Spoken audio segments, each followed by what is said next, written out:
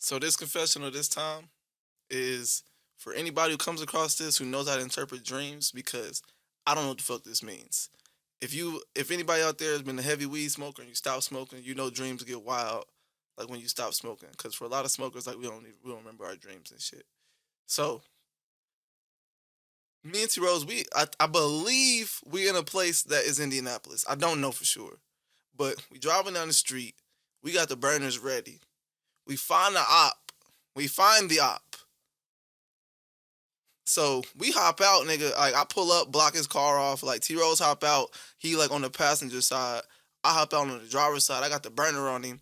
I'm like, drop that shit. Bam, bam, we got your bitch ass. So then I take his gun. I take T Rose's gun. I got my gun. And I'm like, all right, bet. Now I got to bone out because there's people around. So they seen us with the straps out. So I'm sure they're going to call the police. So then I dip out so T Rose can beat bro ass and just handle this business. So then I got to go hide the burners. So then mind you, anybody from that, like, we was like by 38th, like by the Target. So boom, I hop right on 465, bam. And somehow, now I don't have a car. That's just how dreams work. Now I'm not in a car no more, but I got these guns on me. But they're like concealed in some sort of bag.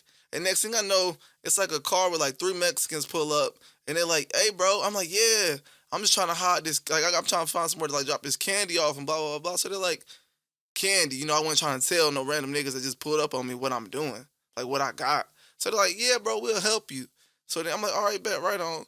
So then somewhere along the car ride, one of the dudes is like, "Hey, bro, like I know what you got, but like I'm still gonna fuck with you. Like I got you." I'm like, "All right, bet." He's like, "I know a spot where we can stash the shit." I'm like, "Even better."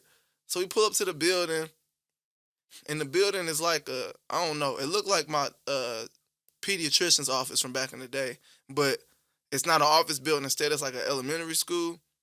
So we get into one of the classrooms, and I drop off the straps in like a toy box. I duck them hoes off. So then we finna leave. We finna leave out me and the Mexican homie, the one nigga who was like, "Yeah, I already know what's up."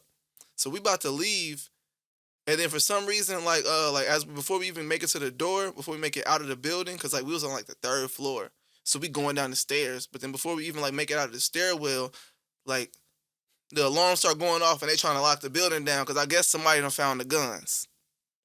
So then we trying to leave, right? And we get locked up. Boom, get locked up. So now I'm in jail.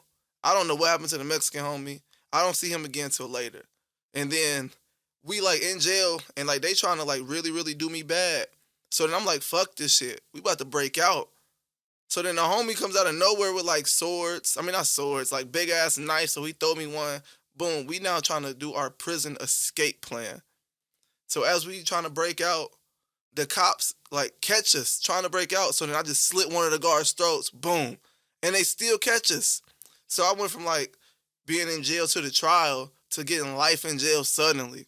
So next thing I know, I'm in jail at cafeteria. I mean at dinner time, whatever the fuck. I don't know when they let us eat.